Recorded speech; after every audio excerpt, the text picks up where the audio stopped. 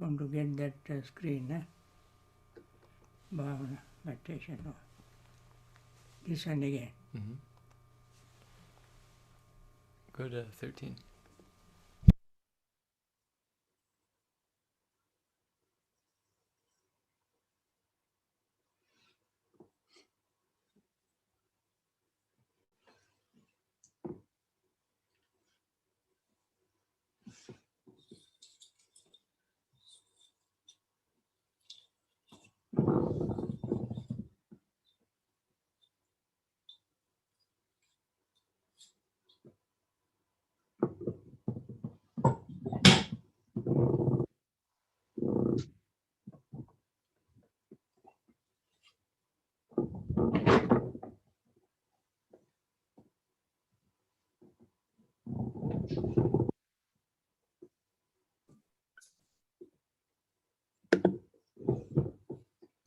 Good morning, Bhante.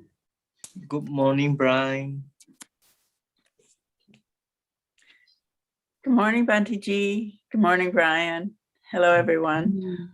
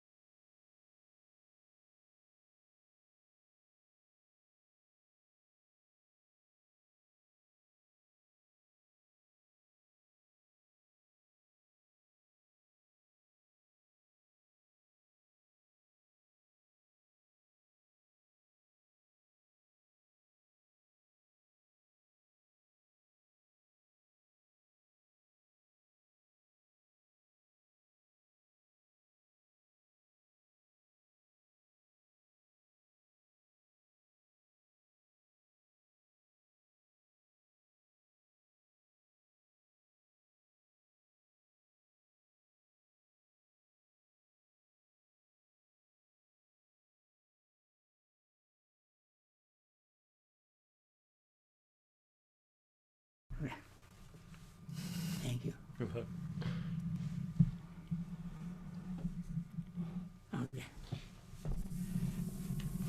You guide me from the library, okay? Very good. Okay, friends, let us begin with metta. I think there are very few people today. Mother's Day. Okay, let us begin with metta. May all beings be happy and secure. May all beings have happy minds, whatever living beings there may be, without exception, weak or strong, long, large, medium, short, subtle or gross, visible or invisible, living near or far, born or coming to birth. May all beings have happy minds. Let no one deceive another, nor despise anyone anywhere. Neither from anger nor ill will should anyone wish harm to another. As a mother would risk her own life to protect her only child, even so towards all living beings one should cultivate a boundless heart. One should cultivate for all the world a heart of boundless loving friendliness, above, below and all around, unobstructed, without hate or resentment. Whether standing, walking, sitting, lying down or whenever awake, one should develop this mindfulness. This is called divinely dwelling here, not falling into erroneous views, but virtuous and endowed with vision, removing desires for sensual pleasures. One comes never again to birth in the womb. Okay, let us begin our meditation now.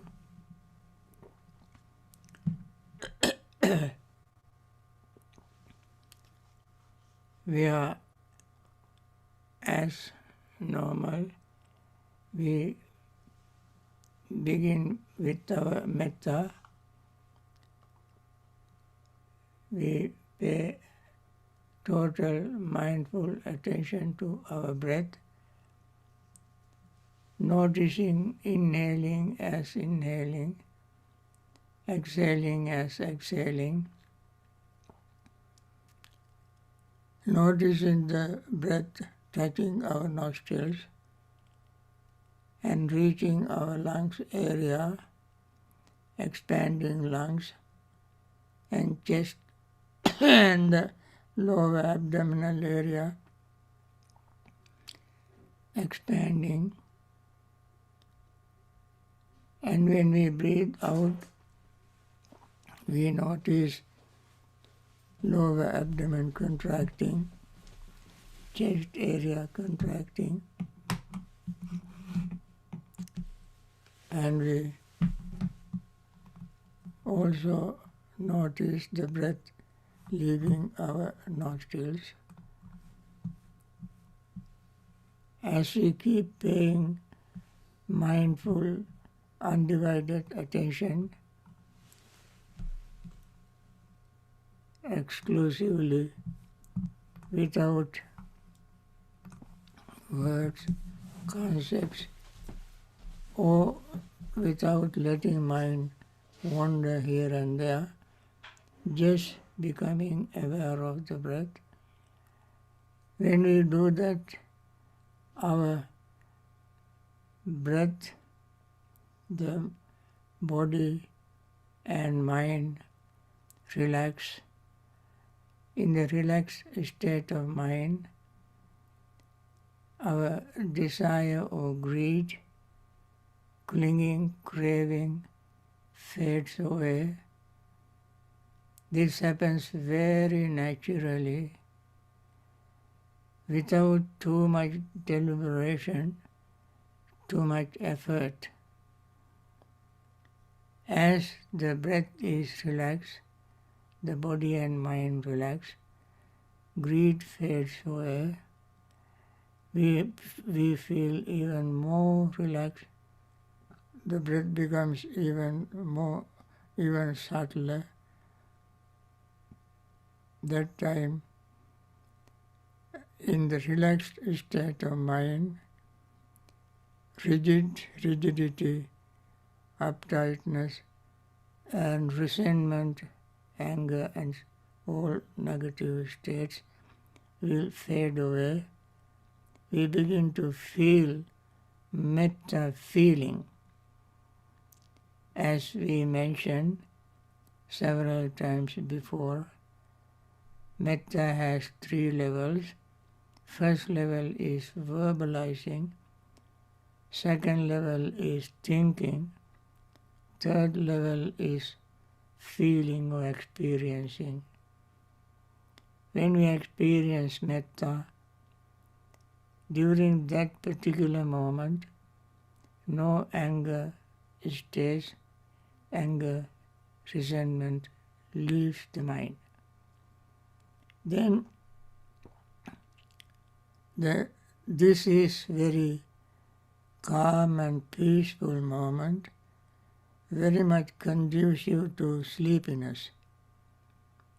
Sometimes people, when they are relaxed, the body and mind are calm, breath going in and out very softly and gently, they feel sleepy. That is the time we have to arouse our energy and think very positively that this is the moment, very rare moment, that we are in now. That is the moment of our meditation. It is not easy to find in this very busy life.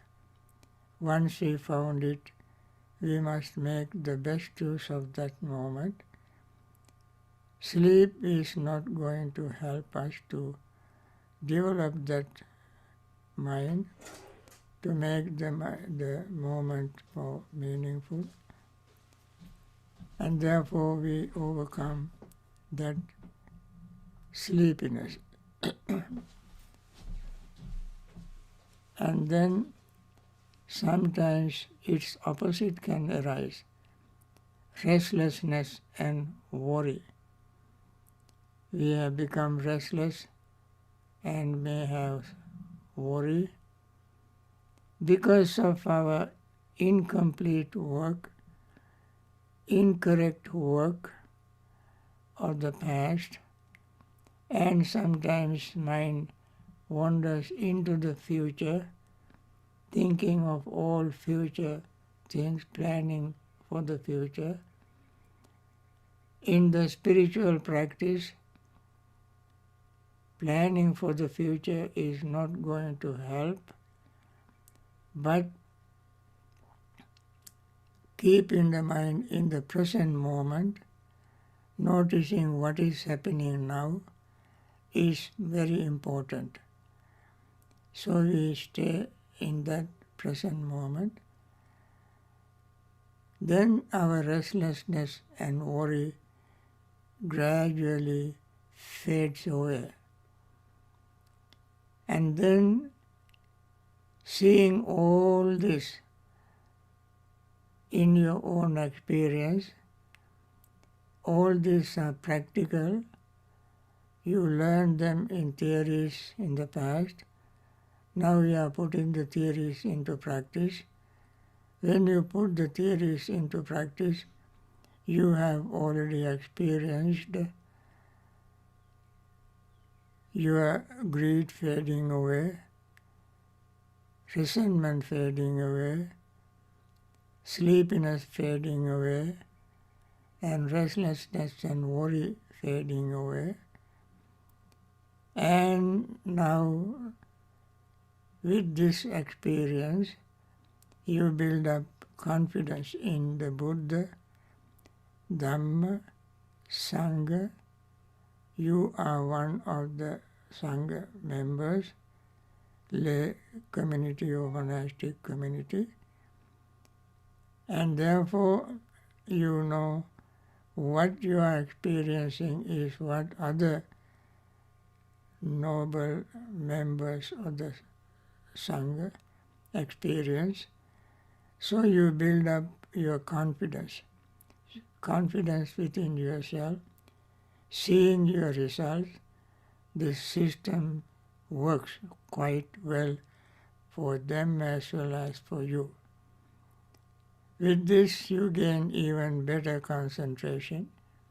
When you gain concentration, you are not going to be stuck, still without movement, without noticing anything, not going to be like a rock, inanimate object, but your mind is very sharp, clean and clear, concentrated. Mind is one-pointed. This one-pointed state is supported by mindfulness. When these two combine together, the mindfulness and concentration, you notice the subtlest changes taking place in you. This is the time you will experience countless things happening at the speed of lightning. Even faster, you cannot count. So many things are happening, showing you that everything is impermanent. That experience is a very marvelous, wonderful experience, and try to stay with that experience. I will ring the bell at 10 o'clock, 10:30, so that you can ask me questions. My friends, Brian will be there to take your questions. Either he repeats the question or read your question if you write on the chat box. Okay.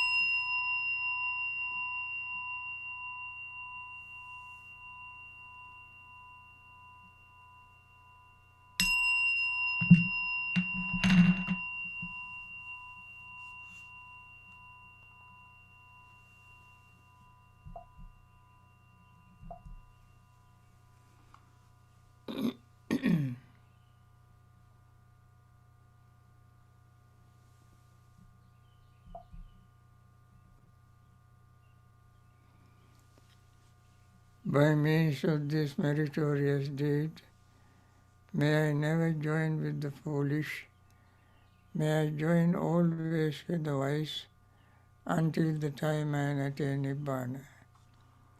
May the suffering be free from suffering, may the fear-struck be free from fear, may the grieving be free from grief, so too may all beings be.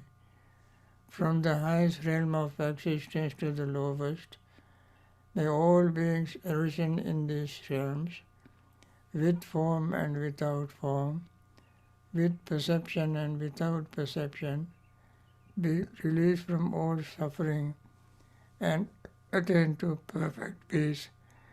Excellent, excellent, excellent. Now, friends, on this Mother's Day, I want to wish all the mothers who have sacrificed their comfort, health to bring up their children, and we want to have this metta thought for them and wish them peace, happiness, and liberation from samsara.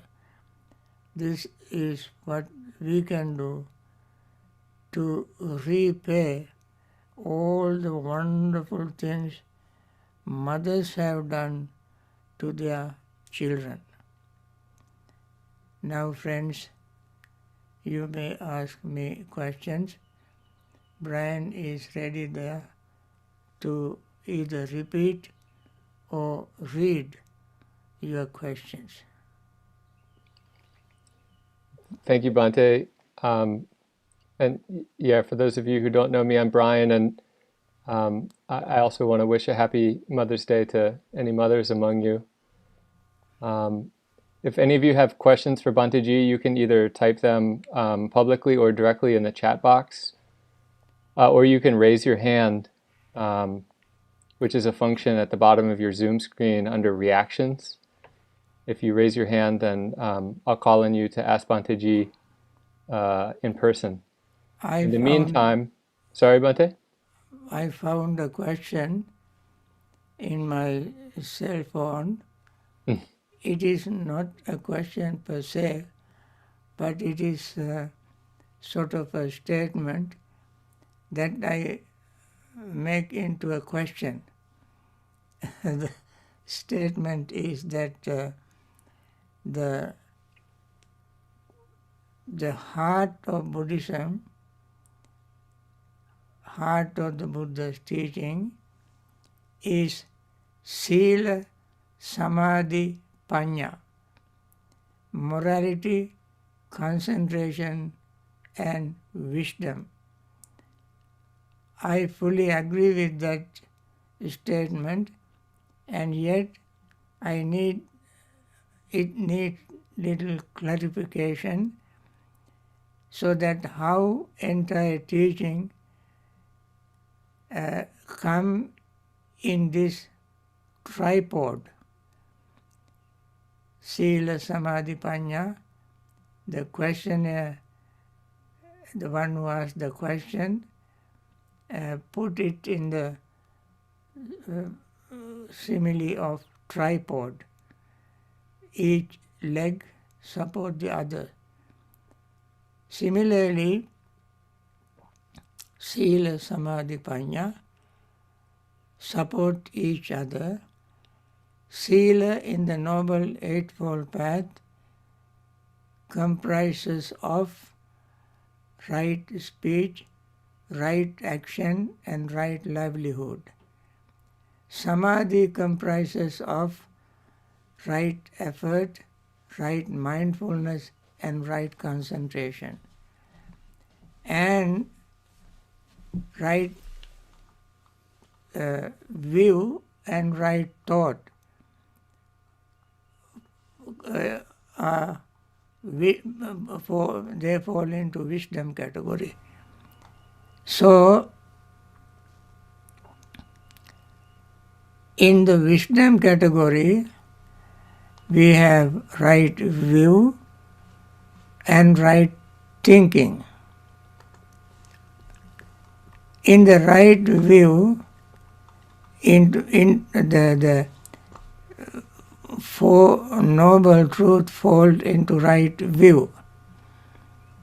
When we have right view, that is sometimes we call right understanding. With the right understanding we see impermanence, suffering and selflessness. And that is what Buddha mentioned. When we have this right wisdom, then we see the suffering in depth. And yesterday's topic was suffering. That is the object of wisdom, and understand suffering exactly as it is.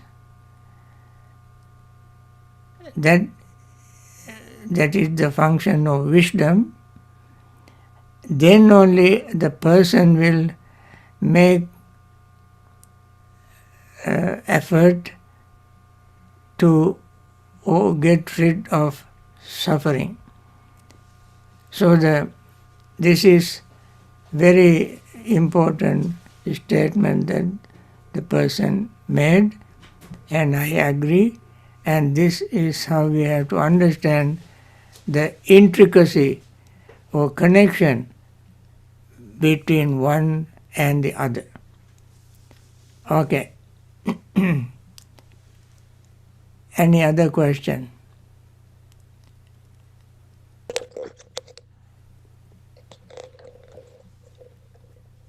Okay. Bhante, the first question I have came through email. Uh-huh. I understand the connection between seeing impermanence and letting go. But the sense of self is keeping my understanding of impermanence more on an intellectual level. Specifically, in practicing the reflection on the elements as this is not mine, this I am not, this is not myself, I still see the aggregates as belonging to me, although I understand conceptually that they do not. What is your advice, please? I think that's good. Understanding impermanence, suffering, and intellectually is very, very good. Intellectual understanding of the truth is like seeing water in a well, very deep well. You see water. But that seeing water at the bottom of a deep well does not quench your thirst. You have to drink that water. But your hand is not long enough to reach the bottom of the well, nor do you have a bucket or rope. Only when you are equipped with the bucket, rope, and strong hand can you reach the water and quench your thirst. This simile is given in Samyutta Nikaya. And therefore, we have to practice diligently meditation with proper understanding and keep doing it again and again and again. Then we see the impermanence, unsatisfactoriness in the subtlest way in ourselves. We don't simply use the words, theories, ideas to realize it. We have to practice. As I mentioned yesterday, in the first sermon, Buddha said he knew the truth of suffering as a truth, as a theory. It is very easy for someone to have the theory, understand the theory, understand it intellectually.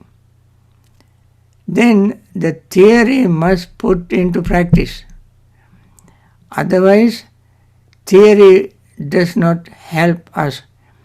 Just like when you learn certain science subject, you must go to laboratory and test it, experiment it. Only when you keep experimenting, one day you realize it, you see the results. Of course, this scientific and understanding is all material. But this spiritual testing is not done with any instrument. Spiritual testing is done within ourselves. We are the instrument. We are the subject. We are the laboratory. And we must keep practicing meditation, cleansing the mind, purifying the mind, and then without any bias, prejudice, any discrimination, we just look at our experiences and we definitely see impermanence is as impermanence in our own personal experience. You have this experience in meditation much better than any other time. Of course, when you have this experience, when you come out of meditation, still your deep awareness of impermanence keep lingering in your mind. And then you will see anything impermanent is unsatisfactory. Anything impermanent is unsatisfactory. That also is 100% true. There is no doubt about that. So beyond any reasonable doubt, we can experience it and we can see that. Therefore, the notion of self notion of self also will vanish from our mind. That is why the Buddha said, Anattani attamani passa loka sadevakam. I say it in English to save time. And Buddha said, look at this human and divine who think this, who are caught in mentality and materiality, who you vacillate between mentality and materiality, thinking that this is self, that is self. While they are thinking this is self, that is self, that mentality and materiality change, become impermanent. So when they try to put their finger on permanent self, there is nothing for you to put your finger in, because it is so quickly changing. It has already changed. Before you think, it is already changed. And therefore, what you thought to be true is no longer true now. You think this is true, but you try to put your finger on the truth. Truth is not there. truth becomes falsehood. And this you experience in your own life. For that you need a very deep, committed, regular meditation.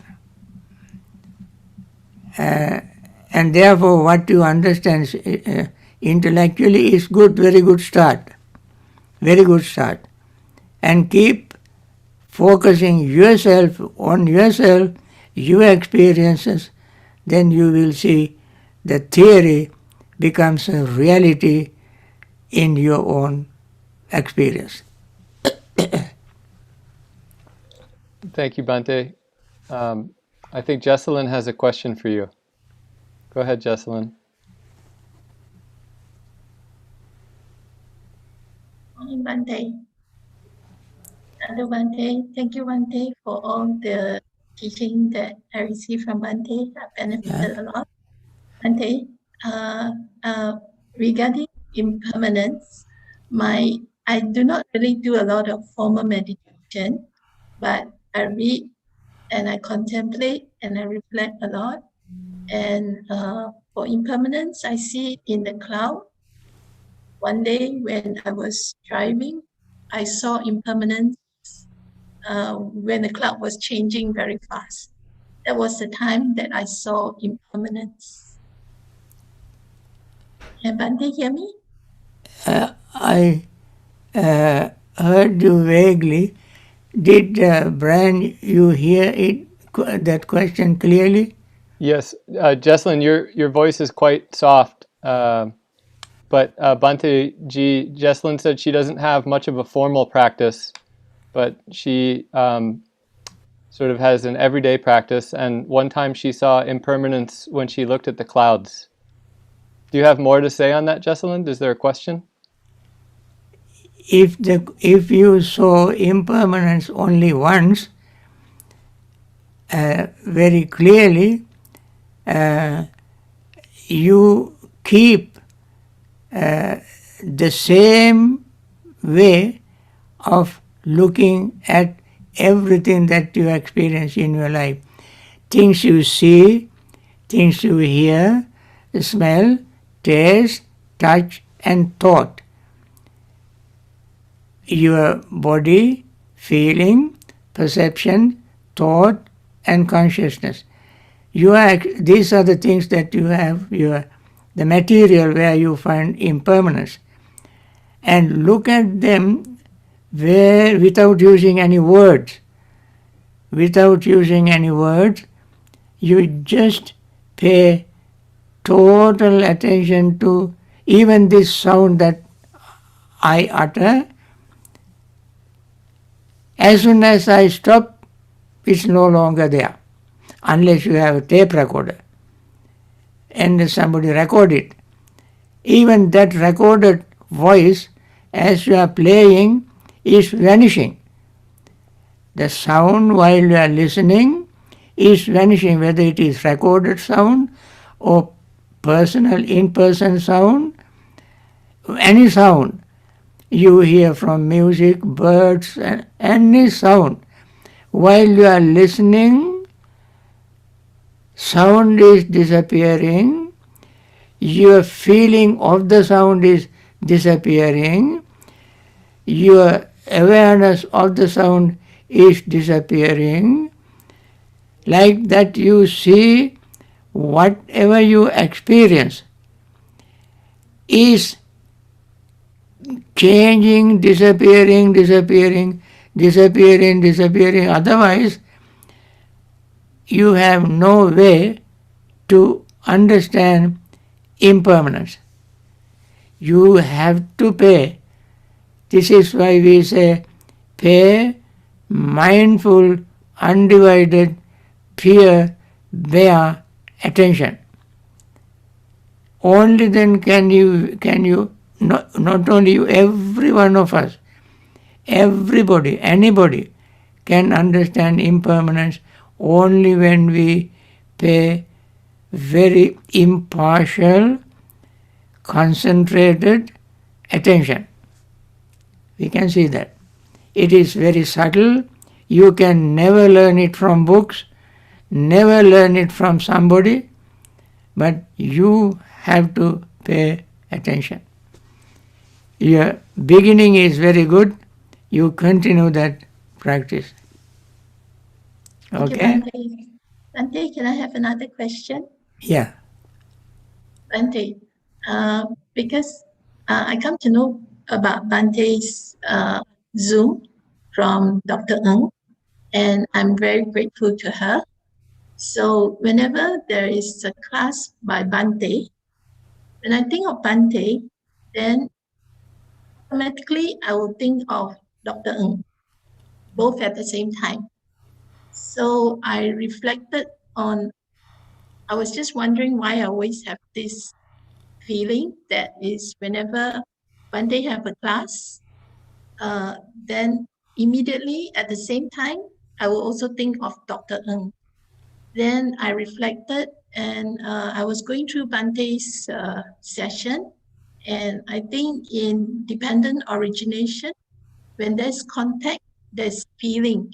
And Bhante also said that in dependent origination, when this arises. This means it arises together. I could see that it kind of like both come out together. Am I seeing correctly that it's contact and feeling arises at the same time? Right, right. In the dependent origination, I mentioned several times.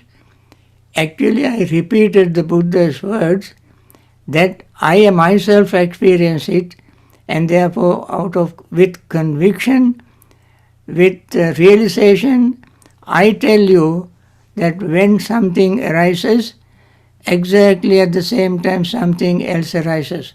For instance, when you touch something, you contact. As soon as you contact something, that instant you feel the contact.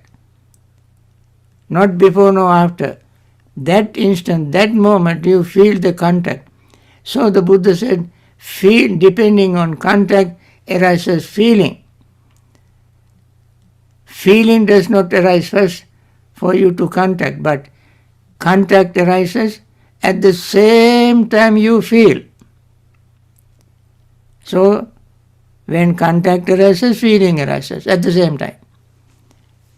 That example you remember, and that is the main theme of dependent origination. You cannot separate these two. Okay? We have time for one more question. Okay. Thank you, Thank you, Bhante. Bhante. Bhante, is that Dhamma? Is that investigation? Dhamma investigation that I was. Investigation is also Dhamma. That is one of the 7 factors of enlightenment. Investigation is the fact of wisdom, and wisdom is a part of Dhamma. Yes, that is Dhamma. Yes. Bhante, Sadhu Bhante. Is there any question, Brian? Any more? Yeah, Bhante, one person has been dealing with sort of the agitation of gases when they meditate for years. And they're wondering from how to practice with this agitation, with this impingement. So they want to know if they should contemplate it as wind elements and anicca, or do you have other advice? I think at the beginning of dealing with agitation is focusing the mind on the breath in the present moment, purely and simply. Don't think of agitation, don't think of the cause of agitation, don't think of the results of agitation, but you first focus the mind on your simple, pure, current this moment, breath. As your mind becomes sort of logged in the current moment breathing experience, you forget about the past, the future, and the agitation, excitement. You forget it. And that is how you begin. And then, when you focus your mind on the breath, as mind becomes clearer and clearer, subtler and subtler, you experience the changes of the breath, changes of your feeling, changes of your perception, changes of your contact. When you experience the changes taking place all the time, and you look at yourself, later on you wonder what happened to the agitation. It is no longer there. So the first thing we have to do first, before we try to deal with agitation, when you do the preparation for it, then it will disappear by itself. Yes. So, Okay. yeah. Oh, thank you, Bhante.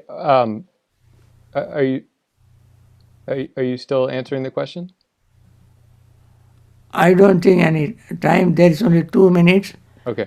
If anybody has any question which requires a quick answer. Well, Bhante, I think this is a good time to wrap it up. We have a special Mother's Day. Okay. Okay. So, So, friends, on this Mother's Day, once again, we all join together, the mothers, fathers, sons, children, grandchildren, all of them have mothers. Mothers have mothers, brothers have brothers, fathers have mothers, and so forth. We will not be on earth today if we don't have mothers. We all have mothers. And therefore we all want to wish our mothers who have taken so much trouble, went through so much pain, so much difficulties, sacrificed their comfort to bring us up, introduce us to the world. And therefore, this is our first teacher, first also sometimes in the Buddhist tradition called mother is the Buddha in the house. The Buddha in the house is our mother. So we all are grateful to our mothers, not only one day in a year, but in our entire life, every day, 365 days or 366 days, including leap year. Every day we must be grateful and thankful to our mothers. And therefore today we practice meditation, listen to Dhamma talk, and listen to the answers to your questions. With all these things we developed, cultivated wonderful, noble, friendly thoughts, loving thoughts. With this thought we want to wish first our mothers be peaceful, happy, liberate from suffering and attain enlightenment. Secondly, we want to wish all those who are in hospitals suffering from COVID-19 and or any other disease taken care of by very compassionate doctors, nurses, hospital staffs. May they recover very soon and return to normal health and continue their Dhamma practice. Thirdly, we want to wish all wonderful, compassionate doctors, nurses, hospital staffs, other helpers who are taking care of these patients, even at the risk of their own life. They are taking a great risk exposing themselves to these contagious diseases. And they are wonderful people, compassionate people. We want to wish them to be healthy, peaceful, and continue their noble work. Next, we want to wish all those who are generously supporting financially and spiritually particularly at this time of COVID epidemic. We want to wish them to be peaceful and happy, healthy, to continue their wonderful, marvelous service.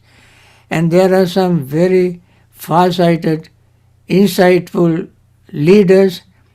May they continue their very generous humanitarian leadership to introduce this vaccine to people and facilitate their reception of the vaccine. And those who have invented these vaccines in various countries, particularly leading the United States, several other countries introduced this vaccine. And friends, we all know in some countries like India particularly, so many people are affected by this virus, and many people die every day, and our heart goes to them, and may they all recover very soon from this COVID and live long in good health. Overall, thank you, our friends. You all are joining us, supporting all of them, giving spiritual support, and we are practicing Dhamma together in order to live a wholesome, harmonious, spiritual community to support all these people. I want to wish all of you peace and happiness. I like to see our friend Satima once again from 3,000 miles away in Los Angeles. And others also. Thank you very much. Thank you, Bhante. And I'd also like to, thanks to Judy for reminding me, I'd also just like to make a quick announcement that you are all invited to join us on Saturday for our Vesak 2021 celebration. Right.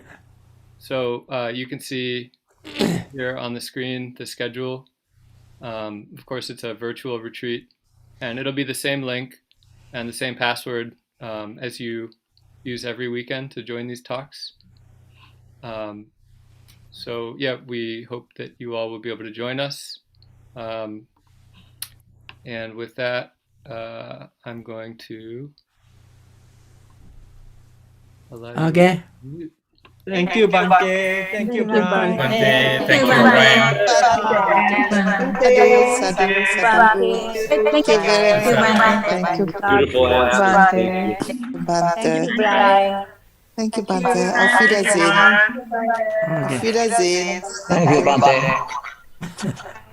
Thank you. Bhante. Okay. Bye.